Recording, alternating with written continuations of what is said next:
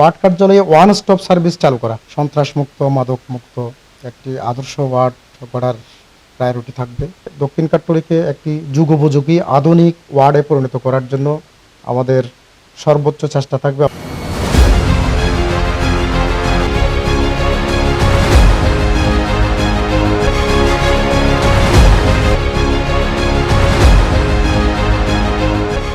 প্রিয় দর্শক, সবাইকে স্বাগত জানাচ্ছি 24 টিভির বিশেষ আয়োজন নগর আলাপে।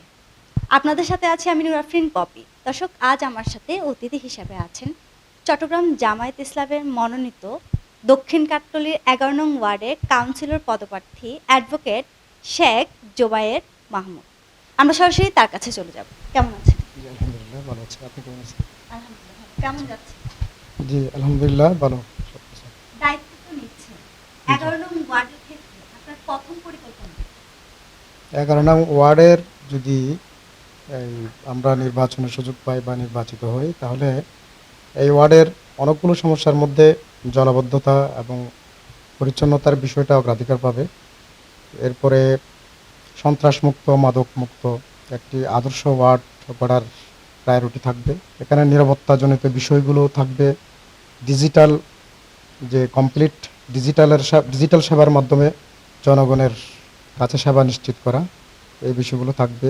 কারিগরি শিক্ষার ব্যবস্থা করা, কারিগরি শিক্ষার কোনো প্রতিষ্ঠানে আগে ছিল এক সময়, সেটাকে আবার নিয়ে আসার চেষ্টা করতে হবে। ভোকেশনাল যে ট্রেড কোর্সগুলো আছে, বিশেষ করে বেকার যুবকদেরকে কর্মসংস্থান করার জন্য এবং তাদেরকে যে নৈতিকভাবে উন্নত করার জন্য বিভিন্ন প্রশিক্ষণের ব্যবস্থা করার জন্য ওই ধরনের কোর্সগুলো চালু করার বিশেষ ব্যবস্থা আমাদের পরিকল্পনায় আছে। তারপর এই এলাকার মধ্যে আরও যে সমস্যাগুলো আছে সেটা হচ্ছে, বিশেষ করে বিভিন্ন এলাকায় কিছু চাঁদাবাজি আছে, সন্ত্রাসী আছে, কিশোর গ্যাংয়ের উৎপাত আছে। এইসব বিষয়ে খুব কঠোরভাবে আইনশৃঙ্খলার রক্ষা করার জন্য সমাজের মানুষগুলোকে নিয়ে ঐক্যবদ্ধভাবে কাজ করতে হবে, যাতে কিশোর গ্যাং মুক্ত, সন্ত্রাসমুক্ত, চাঁদাবাজ মুক্ত একটি আদর্শ ওয়ার্ডে পরিণত হয়। একটা রাস্তা করে গেল, রাস্তা করার পরে কিছুদিন পরে ওয়াসার রিকোয়ারমেন্ট থাকে, তারপর কর্ণফুলী গ্যাস ডিস্ট্রিবিউশনের রিকোয়ারমেন্ট থাকে, টিএনটির রিকোয়ারমেন্ট থাকে। ওনারা প্রতিনিয়ত দেখা যাচ্ছে একটা না একটার কারণে রাস্তাগুলোকে করতে হচ্ছে, রাস্তাগুলো নষ্ট হয়ে যাচ্ছে। তো এক্ষেত্রে আমাদের পরিকল্পনা হচ্ছে, যেহেতু সিটি কর্পোরেশন থেকে একটা পারমিশন নিতে হয় এবং একটা ডিমান্ড নোট দিতে হয়, কিছু কস্টিংও দিতে হয়। তো এখানের সাথে যে সংস্থাগুলো কাজ করবে, ওনাদের রিকোয়ারমেন্ট হবে আপনাদের কাজ কখন শেষ হবে, কাজ শেষ হওয়ার সাথে সাথে সিটি কর্পোরেশন ওখানে গিয়ে ওই রাস্তাটা মেরামত করে দিবে। এই ধরনের একটা পরিকল্পনা আমাদের আছে। শিক্ষা ব্যবস্থার তো বর্তমান প্রেক্ষাপটে শিক্ষা ব্যবস্থাটাকে সবচেয়ে বেশি প্রায়োরিটি দিতে হবে। বিশেষ করে যে যুব সমাজ শিক্ষার অভাবে তারা বিভিন্ন অনৈতিক কাজে জড়িয়ে পড়ছে, মাদকে জড়িয়ে পড়ছে এবং কিশোরগঞ্জের সাথে মিশে তারা একাকার হয়ে যাচ্ছে। তো এসব বিষয়গুলো আমাদের নজরদারিতে আছে। এসব বিষয়গুলোকে মাথায় রেখে আমরা শিক্ষা ব্যবস্থা উন্নয়নের জন্য সর্বোচ্চ চেষ্টা করব। হাই স্কুল যেগুলো আছে এগুলোর তদারকি করা, তারপর একটা কলেজ আছে, কলেজের আরও মান উন্নয়ন করা। আর এখানে আরেকটা শিক্ষা প্রতিষ্ঠানের অভাব, সেটা হচ্ছে দাখিল পর্যায়ের একটা মাদ্রাসা নেই। আমাদের পরিকল্পনা আছে দাখিল পর্যায়ের একটা মাদ্রাসা স্থাপন করা দিয়ে কারিগরি শিক্ষা ব্যবস্থাটাকে, যারা পিছিয়ে পড়া ছাত্র, অনগ্রসর ছাত্র বা জনগোষ্ঠী, তাদেরকে কর্মসংস্থানের ব্যবস্থা করার জন্য কারিগরি শিক্ষার জন্য আলাদা স্টেপ নেওয়া হবে। আসলে একজন ওয়ার্ড কাউন্সিলরের মানুষ প্রতিনিয়ত যে সেবার জন্য কাউন্সিলরের কার্যালয়ে যায়, সেটা হচ্ছে তাদের যে ন্যূনতম অধিকার, একটা ওয়ারিশ সনদ পাওয়া, জন্ম সনদ পাওয়া, চারিত্রিক সনদ পাওয়া বা আরও ওই কাউন্সিলর অফিস কর্তৃক যেসব সেবা পাওয়া তাদের অধিকার, সেই বিষয়গুলোর জন্য যায়। কিন্তু ইতি পর্যায়ে আমরা পূর্বে যেগুলো দেখেছি, সেটা হচ্ছে মানুষ দিনের পর দিন হয়রানির শিকার হতে হচ্ছে।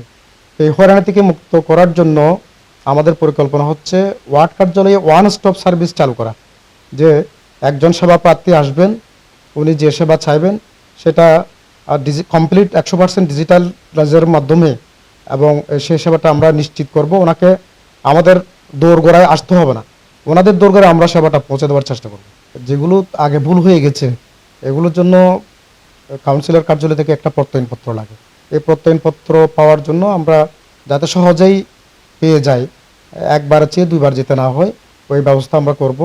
তারপর কোর্ট বিল্ডিংয়ে গিয়ে একটা হলফনামা দিতে হয় সংশোধনের ক্ষেত্রে, আর যেহেতু আমি আইনজীবী, হলফনামাটাও সহজে প্রাপ্তির জন্য সেটা আমি ব্যবস্থা করে দিব। আর পরবর্তীতে যাতে ভুল না হয়, ভোটার হালনাগাদ হওয়ার ক্ষেত্রে ওয়ার্ড কার্যালয়ের একটা বিশাল একটা ভূমিকা আছে।